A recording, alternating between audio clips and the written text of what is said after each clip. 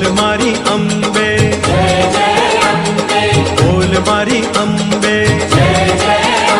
हे बोल मारी अम्बे, हे बोल मारी अम्बे, बोल मारी अम्बे, बोल मारी अम्बे, हे बोल मारी अम्बे, हे बोल मारी अम्बे, बोल मारी अम्बे, बोल मारी अम्बे, हे बोल मारी अम्बे। है एक ऋषि के गले में मरा हुआ सांप तुमने डाला और उसके बालक ने तुम्हें श्रापित किया है। चूंकि ये तुम्हारे गलती का परिणाम है तो वो भागवत भी नहीं रोकेगा, क्योंकि जिसने ये मर्यादा बनाई है कि जैसा करोगे वैसा भरोगे, उसी भगवान ने ये मर्यादा बनाई है कि जैसा कर्म वैसा फल। उसमें भगवान हस्तक्षेप नहीं करते, नहीं करते। राम ने वो तो परम पिता थे, वो चाहते तो दशरथ को बचा सकते थे, लेकिन वो जान गए कि श्राप का काल आ रहा है। श्रवण के माता पिता ने मरते समय कहा था कि जिस प्रकार आज मैं अपने पुत्र के लिए तड़प तड़प के जान दे रहा हूँ, तुम भी एक दिन अपने पुत्र के लिए तड़प तड़प के जान दोगे। अब वो समय आ रहा था, अब वो समय आ रहा था। इसलिए राम चल पड़े कि अगर मैं रहूँगा तो अपने पिता को उस तरह तड़पता देख नहीं सकूँगा, और कहीं अपने पिता के दुख के आवेग में मैं मर्यादा मुझसे भंग न हो जाए और मैं कहीं पिता को बचाने न चल पड़ूँ, क्योंकि अगर भगवान ही मर्यादा तोड़ देगा तो फिर तो उसका मतलब क्या रह जाएगा। तो भगवान ने उस धर्म संकट से बचने के लिए वो वन की ओर, और वो ऐसी लीला हुई कि पिता का आदेश हो गया और वो वन की ओर चल पड़े। और वो श्राप का समय आया और दशरथ ने प्राण त्याग दिया। अब उसके लिए लोग कैकेयी को दोषी कहते हैं, लेकिन राम ने एक लाइन में सारी बात स्पष्ट कर दी है। राम की उस बात को अगर हम समझ लें तो कैकेयी को हम बुरा नहीं कह पाएंगे। मेरी वो माँ है कैकेयी, तो मेरी वो माँ है कि तेरे मुंह में कौर डालने, खाने का टुकड़ा ग्रास तेरे मुंह में डालने से पहले मेरे मुंह में डाला करती थी। कैकेयी मेरी वो माँ है। वो कैकेयी मेरा बुरा कैसे चाह सकती है, कैसे चाह सकती है। अरे हकीकत तो ये है कि ये सब कुछ लीला है, क्योंकि अयोध्या में रहकर रावण को मैं नहीं मार सकता था, क्योंकि जब तक रावण अपनी मर्यादा को लांघ करके उस हद तक नहीं आएगा कि जिस हद पर उसे मारना उचित हो, तब तक भगवान भी उस व्यक्ति को नहीं मारते। क्योंकि जब तक मर्यादा का उल्लंघन उधर से नहीं होगा, भगवान कैसे उधर आगे बढ़ सकते हैं। भारत इसी स्थिति, भारत ने कभी किसी पड़ोसी देश पर हमला नहीं किया। हम लोग अपनी मर्यादा को कभी नहीं छोड़ते। जब सामने वाला हमला करता है तब हम उसका जवाब देते हैं, लेकिन हमलावर हम लोग नहीं हैं, हम लोग सनातनी हैं। तो यहाँ राम जानते थे कि श्रवण के माता पिता का श्राप काल आएगा, वो चल पड़े। और कैकेयी ने उनको वन भेजा, तो मैं तो ये कहूँगा कि राम बन गए तो राम बन गए। अगर राम जंगल नहीं जाते तो रामचरितमानस आज इस रूप में हमारे सामने नहीं आ पाता। राम का उच्च चरित्र उस जंगल में जाकर देखने को मिला। तो कैकेयी ने तो बल्कि उनके जीवन को और श्रेष्ठ कर दिया। कभी कभी माता पिता की बातें हो सकती है कि आपको सुनने में तकलीफ लगे, लेकिन उसे मान करके देखिए, माँ बाप की हर बात आपके जीवन को ऊंचा ही करेगी। कोई भी माँ बाप अपने औलाद के लिए नीचा सोच ही नहीं सकता, सोच ही नहीं सकता। तो चाहे वो कैकेयी क्यों ना हो, अपने बेटे को ऊंचा बनाने के लिए कैकेयी को कितना कुछ झेलना पड़ा। पूरा संसार आज कैकेयी अपने बच्चे का नाम कोई रखना नहीं चाहता। ये क्या कम अपमान की बात है? कोई नहीं रखना चाहता। लेकिन कैकेयी के हृदय के दर्द को समझना हो ना, तो सुमित्रा नंदन पंत की कविता या मैथिली शरण गुप्त की कुछ कविताओं को पढ़ना पड़ेगा कि कैकेयी के हृदय का दर्द क्या था। पति खो दिया, भरत ने मां कहने से इनकार कर दिया, संसार उसे मतलब खलनायिका के रूप में देखना शुरू किया। लेकिन या तो कैकेयी जानती थी या राम जानते थे कि कैकेयी ने अगर ऐसा नहीं किया होता तो रावण का वध नहीं हो पाता और दुनिया उस अत्याचारी से मुक्त नहीं हो पाती। तो कैकेयी का एहसान मानना चाहिए, ये आप मान के चलिए। तो कहने का तात्पर्य यह है कि वापस, और सुखदेव महाराज ने भी इधर कहा था कि इस 7 दिन में मैं भागवत तुम्हें सुनाऊंगा, लेकिन इससे तुम्हारी जो स्थिति है वो नहीं बदलेगी।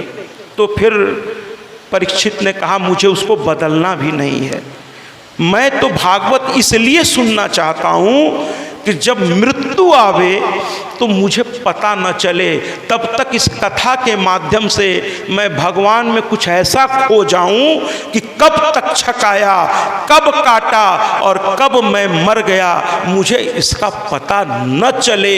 सुखदेव ने कहा ये तो होकर रहेगा, क्योंकि देवी भागवत या कोई भी पुराण उसमें इतना प्रभाव है कि अगर उसमें आप डूब गए तो आपके दर्द आएंगे कर्म के अनुसार, लेकिन कब आएंगे और कब चले जाएंगे वो आपको पता नहीं चलेगा।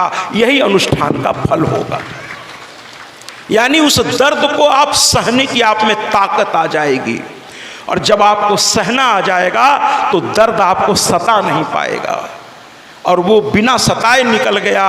तो इस अनुष्ठान का या किसी भी अनुष्ठान का बिल्कुल लाभ है। लाभ ये है कि आपकी क्षमता बढ़ जाएगी, जो पुराने कर्म का दर्द होगा उससे निपटने में आप सक्षम हो जाएंगे और अच्छे कर्म करते जाएंगे तो आगे से फिर कोई दर्द जल्दी आएगा ही नहीं। अच्छे कर्म का ये फल होता है कि अच्छे कर्म के बाद बुरे कर्म आपसे होंगे नहीं तो आने वाले जीवन में दर्द आएगा ही नहीं, और जो पुराना किया है वो धीरे धीरे समाप्त हो जाएगा और एक दिन आप शुद्ध हो जाएंगे।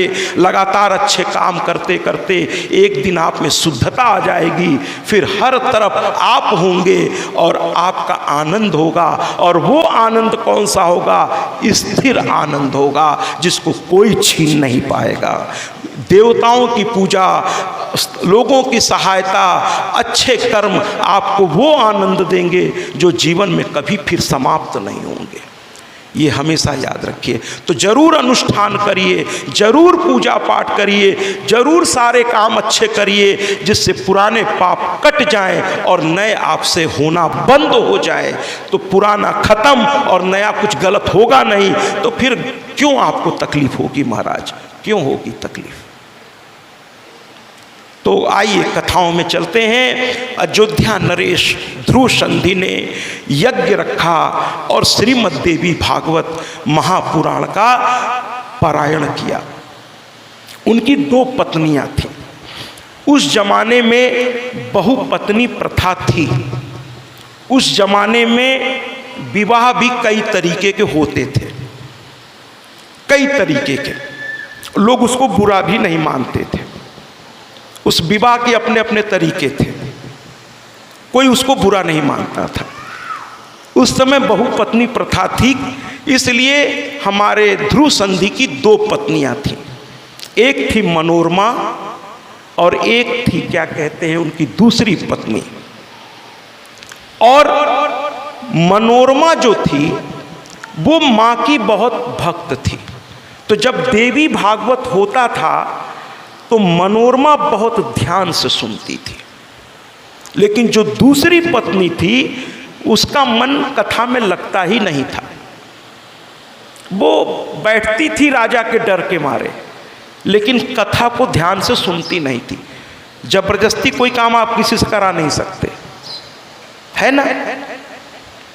जिसकी भावना जैसी होगी, कहते हैं ना, जाकी रही भावना जैसी, हरि मूरत देखी तिन तैसी। तो मनोरमा बहुत ध्यान से सुनती थी, लेकिन जो उनकी दूसरी पत्नी थी वो बस बैठती थी राजा के डर के मारे, लेकिन सुनती नहीं थी। दोनों ने गर्भ धारण किया। मनोरमा ने देवी भागवत को बहुत ध्यान से सुना तो गर्भ में ही उसका जो बच्चा था वो देवी का भक्त हो गया। दूसरे वाली ने सांसारिक चीज़ों में उसका मन बहुत लगता था, तो उसके गर्भ के बच्चे का मन उसका भी सांसारिक भोग विलास में लगने वाला था। दोनों ने सही समय पर पुत्र उत्पन्न किए। मनोरमा के लड़के का नाम सुदर्शन पड़ा, सुदर्शन। और जो दूसरी पत्नी थी उसके लड़के का नाम शत्रुजित पड़ा, शत्रुजित। तो सुदर्शन जो था वो जन्म से ही देवी का भक्त निकला। वो माँ की आराधना में लीन रहता था, छोटा था तब से। कहते हैं ना, गर्भ में जैसा संस्कार बच्चे में पड़ता है वही जन्म लेने के बाद उसमें दिखता है। इसीलिए शास्त्र कहता है कि गर्भवती स्त्री के आसपास भगवान के चित्र रखिए, घर में भगवान के भजन बजाइए, क्योंकि गर्भ का शिशु वो सब सुनता है। अभिमन्यु ने गर्भ में ही चक्रव्यूह भेदन सीख लिया था, लेकिन अंतिम दरवाजा जब तोड़ने की बात आई तो उसकी माँ जो थी वो सो गई, और जब वो सो गई तो बच्चा उसके साथ सो गया गर्भ में।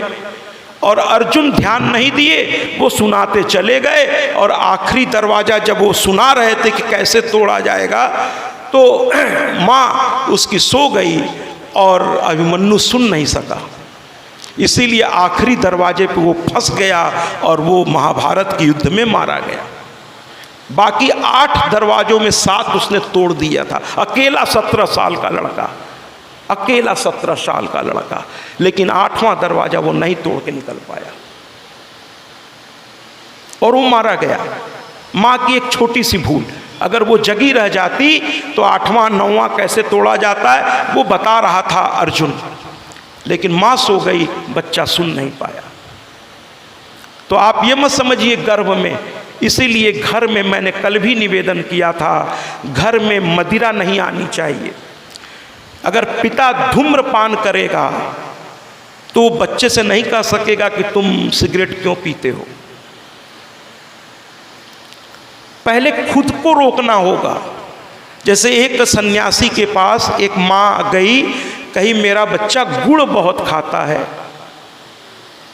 इसको कह दीजिए ज़्यादा गुड़ अच्छा नहीं है सेहत के लिए। सन्यासी पहाड़ पे रहते थे, कहे 15 दिन बाद आना। तो माँ ने सोचा 15 दिन में कोई ये मंत्र यंत्र कुछ बना करके बच्चे को दे देंगे। तो बेचारी फिर 15 दिन बाद पहाड़ चढ़ के सन्यासी से मिलने गई। अब सन्यासी ने बच्चे को ध्यान से देखा, उसको ऐसे प्यार से देखते हुए कहा, बेटा गुड़, अब यहाँ गुड़ को क्या कहते मुझे नहीं मालूम, तो हाँ, तो गुड़ मत खाया करो, इससे दांत सड़ जाते हैं। और कहे अब जाओ। तो माँ थोड़ी नाराज हो गई। अगर इतना ही कहना था तो उस दिन कह दिया होता, दोबारा ये पहाड़ पे मुझे चढ़ के तो नहीं आना पड़ता, ये तो उस दिन भी आप कह सकते थे। तो सन्यासी ने कहा, देखो भैया, उस दिन कहता तो इस पर असर नहीं पड़ता, क्योंकि पहले मैं भी बहुत खा रहा था। अब इसको छुड़वाने के लिए पहले मैंने छोड़ा, अब मैं इससे कह रहा हूँ, अब इस पर असर पड़ेगा। अर्थात पहले बुरी आदत हमारे अंदर की पहले हमें छोड़नी होगी, तब अपने संतान से हम कहेंगे। और उसके बाद अगर वो नहीं सुनता है तो फिर उसका प्रारब्ध उसे प्रेरित कर रहा है ना। और प्रारब्ध उसके किए हुए ऐसे जाने अनजाने में पाप हैं जो उसे प्रेरित कर रहे हैं और उसको विनाश की ओर ले जा रहे हैं। कभी कभी पिता के समझाने के बावजूद पुत्र नहीं सुनता है।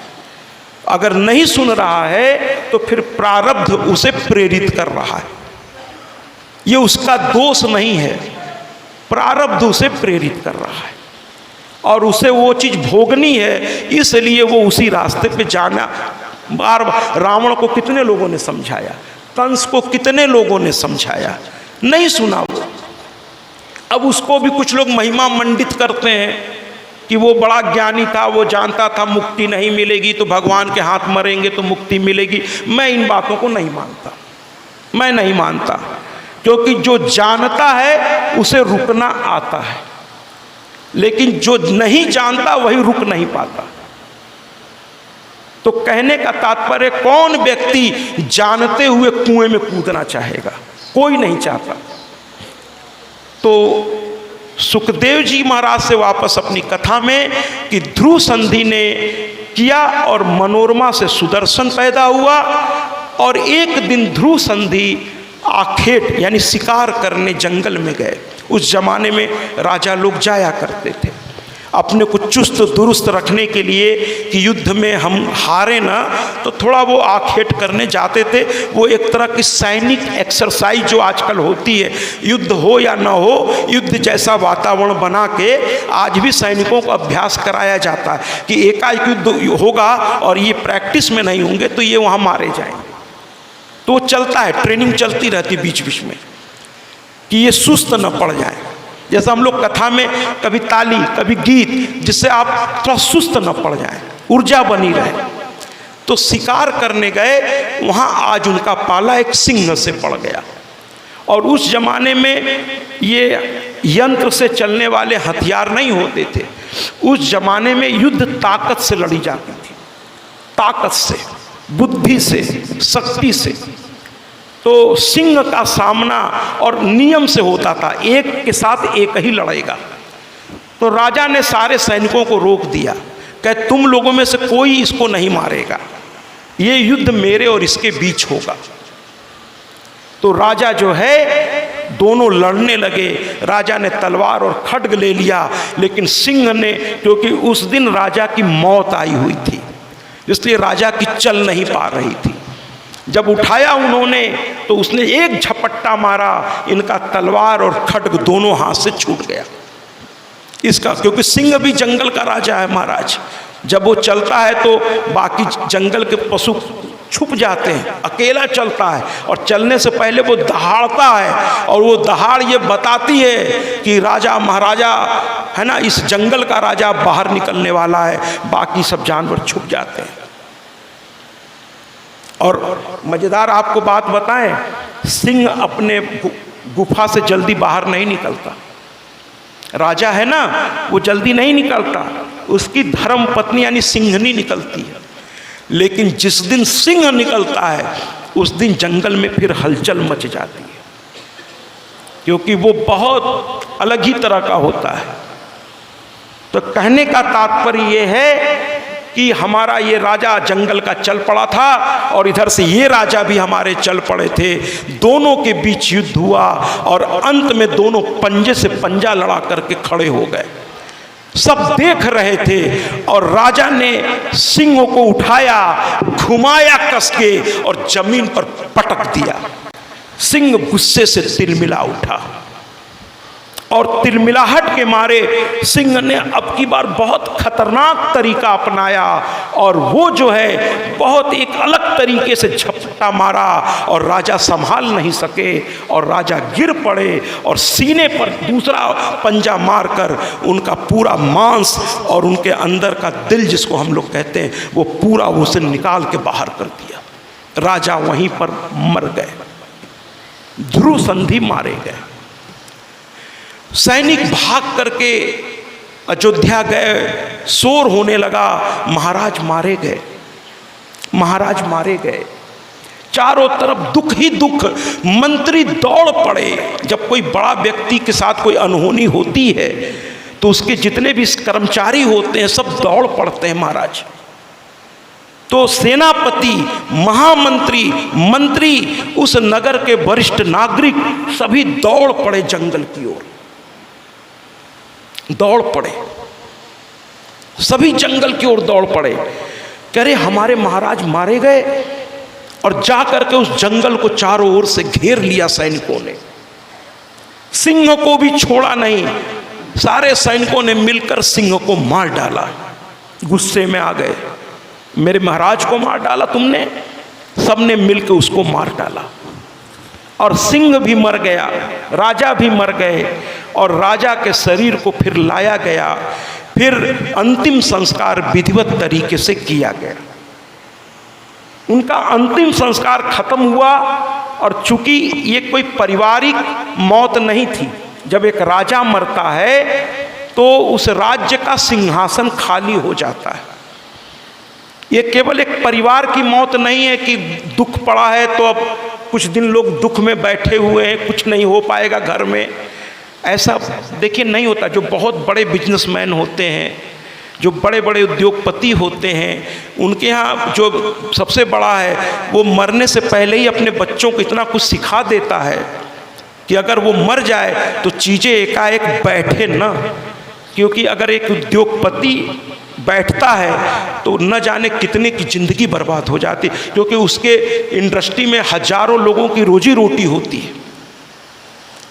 उसमें सरकार का बहुत सारा पैसा टैक्स के रूप में वो देते हैं उद्योगपति सरकार को, हम लोग भी देते हैं, सभी लोग देते हैं, लेकिन उनकी देने की मात्रा ज़्यादा होती है। तो सब कुछ देखना पड़ता है। वो उनके पास इतना समय नहीं होता कि बैठ करके रोएं 10 दिन। वो तो पहले ये देखेंगे कि अब इस इंडस्ट्री का चेयरमैन कौन हो, क्योंकि एक मुखिया होना जरूरी है जिसके आदेश को सब माने, वरना हर आदमी अपने अपने तरीके से करेगा। अगर घर में भी हर आदमी अपने अपने मन से करेगा ना, तो उस घर के विनाश को तो भगवान भी नहीं रोक पाएंगे। घर में भी एक मुखिया होना जरूरी है जिसकी बात सब माने। और मुखिया को भी ये देखना होगा कि अपने स्वार्थ को न देखते हुए पूरे परिवार का किस में भला है वही निर्णय वो ले, उसी पर वो स्वयं भी चले और बाकी सबको भी चलाए, तभी वो घर तरक्की करता है। तो देश का राजा भी ऐसा होना चाहिए।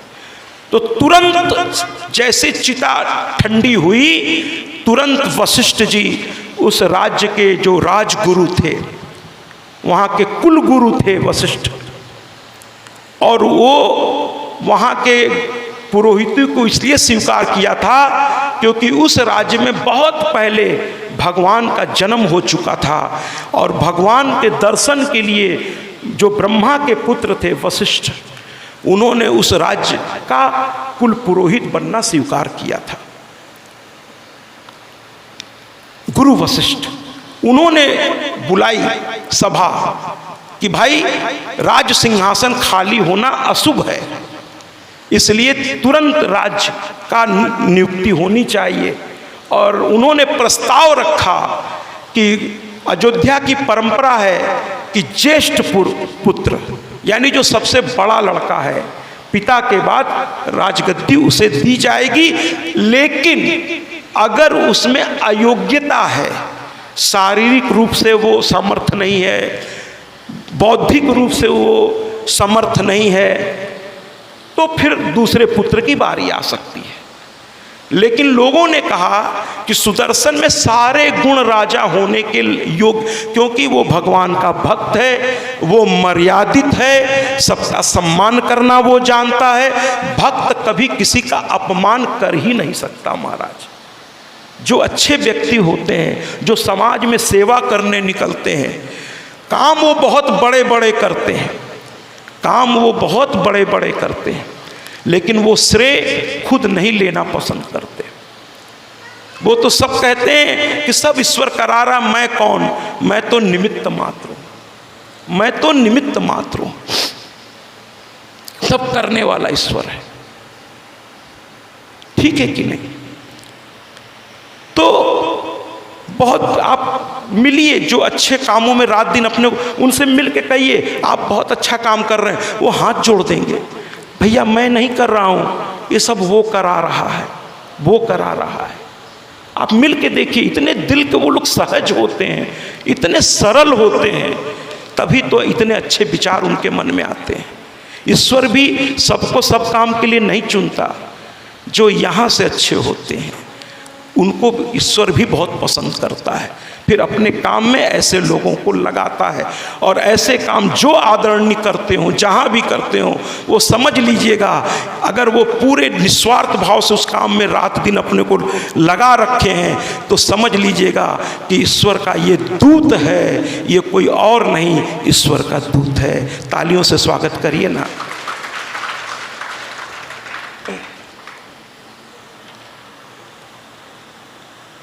और ऐसे लोगों के लिए मैं एक गीत यहाँ प्रस्तुत, क्योंकि अब आगे थोड़ा भी और दुख आने वाला है, तो एक पता नहीं क्यों मेरा मन कर रहा है, तेरी कृपा से मैया हर काम, है ना। आप भक्तों से मिलकर देखिए, कोई श्रेय नहीं लेंगे। मैं तो अभी आदरणीय प्रहलाद जी के माता जी से मैं मिला, एक दिन की बात है, उनसे मिला तो मैंने कहा कि मैंने सुना है आपने अपने देवरों को भी पढ़ाया, सब कुछ किया आपने। यंग समय में 12-12, 10-10 संत आते थे, आप उनके लिए भोजन बनाती थी। तो वो बार बार कहती थी, गुजराती में वो बोल रही थी, और सुरेश जी हमको उनकी बातें समझा रहे थे। वो कह रही थी मैंने कुछ नहीं किया, सब वो करने वाला है। हमने कहा ये सब कुछ, तो कहती ये सब राम का है, ये सब उसका है, ये सब उसका है। तो हर उस व्यक्ति के लिए जो कहता है कि मैंने कुछ नहीं, मैं तो निमित्त हूँ, वो जैसा चलाता है वैसे मैं चलता हूँ, ये सारा जो अच्छा काम या जो कुछ मेरे द्वारा हो रहा है वो कराने वाला वो है। ऐसे लोगों के लिए ये गीत मैं समर्पित करता हूँ। तेरी कृपा से, तेरी कृपा से मैया हर काम हो गया, तेरी कृपा से मैया हर काम हो गया, काम तूने किया मेरा नाम हो गया, काम तूने किया मेरा नाम हो गया। ओ तेरी कृपा से मैया हर काम हो गया, तेरी कृपा से मैया हर काम हो गया, काम तूने किया मेरा नाम हो गया, काम तूने किया मेरा नाम हो गया।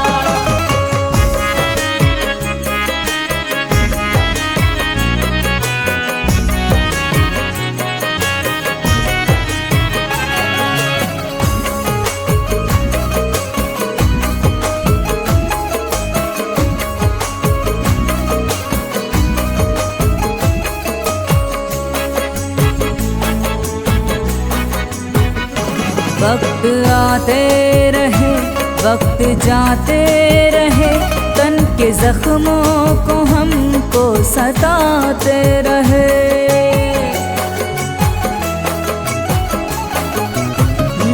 वक्त आते रहे वक्त जाते रहे, तन के जख्मों को हमको सताते रहे। ओ तूने मरहम लगाई आराम हो गया, तूने मरहम लगाई आराम हो गया, जख्म तूने भरे मेरा काम हो गया, तूने किया मेरा नाम हो गया।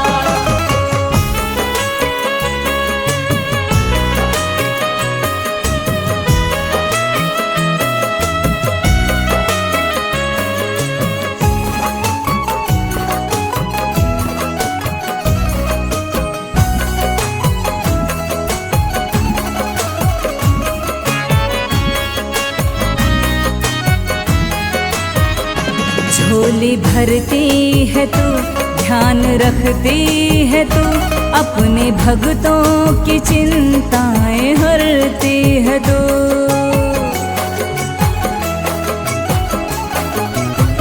हाँ झोली भरती है तू, ध्यान रखती है तू, अपने भक्तों की चिंताएं हरती है तू।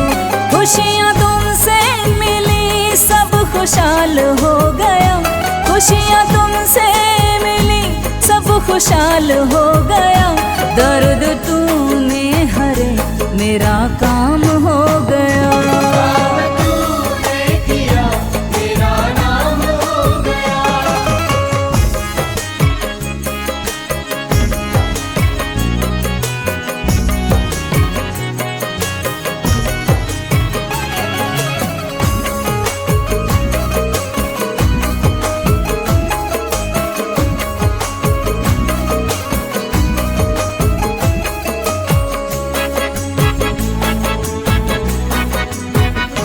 तेरी चौखट पे हर कोई सजदा करे, तू है ममता मई सब पे रहमत करे।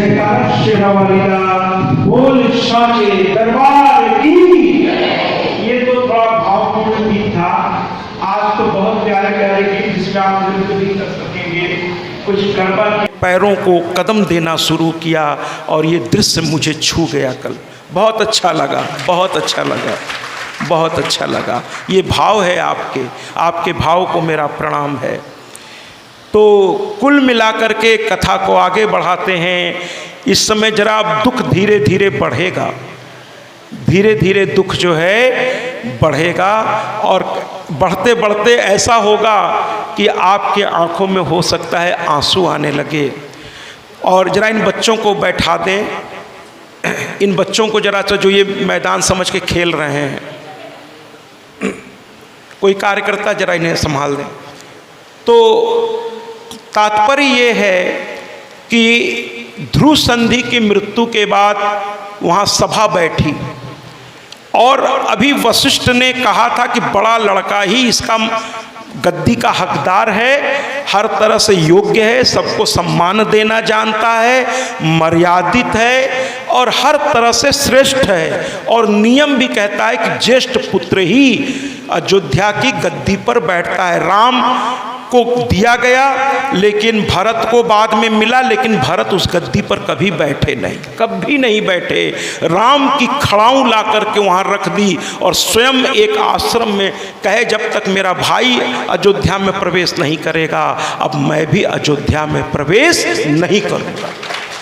जहाँ त्याग है वहाँ रामायण है और जहाँ एक दूसरे की हड़पने की इच्छा है वहाँ महाभारत है, वहाँ महाभारत है। जब एक भाई दूसरे भाई से ये कहे अरे तुम ले लो, अरे तुम ले लो, तुम ले लो, अरे तुम ले लो, जहाँ अपने मुंह में रोटी डालने से पहले बड़ा छोटे के मुंह में डाले और छोटा ये कहे कि आप बड़े हो, आप जब तक नहीं खाओगे मैं कैसे खा लूँ। जिस घर में ये भाव होगा वहाँ तो राजा राम ही निवास करेंगे। और जहाँ हड़पने का भाव होगा है ना, हर कमरे में अलग अलग चीज़ें जाने लगेंगी। बहू अलग कमरे में कुछ ले जा रही है, सास बेचारी ऐसे बैठी है, दूसरी ऐसे, तो फिर उस घर में मज़ा नहीं है, वहाँ नहीं आनंद है, वहाँ भगवान नहीं रहेंगे।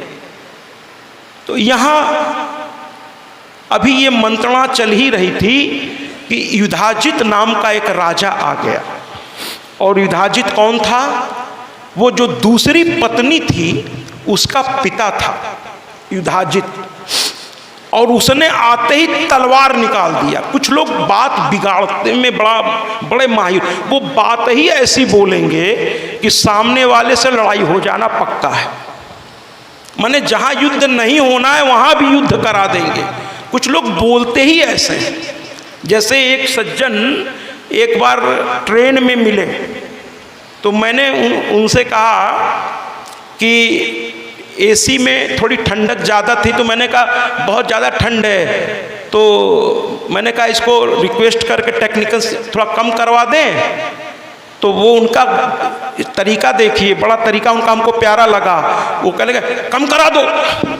तो हमने कहा इतने तीव्रता से क्यों बोल रहे हैं, आराम से बोलिए, गला फट जाएगा।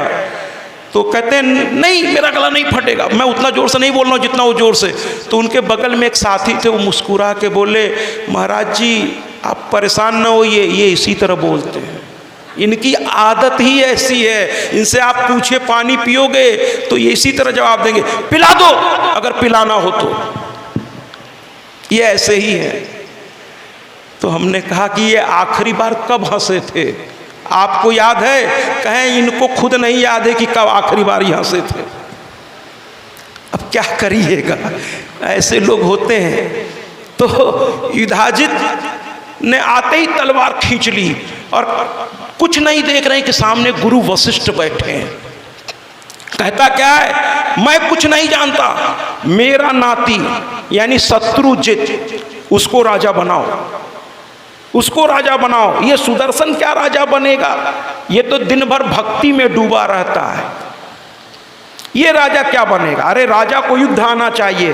तो लोगों ने कहा सुदर्शन युद्ध भी कर लेता है और बहुत अच्छा करता है। भक्ति का मतलब ये नहीं कि दिन भर घंटी लेके बैठा रहता है, भक्ति उसे नहीं कहते।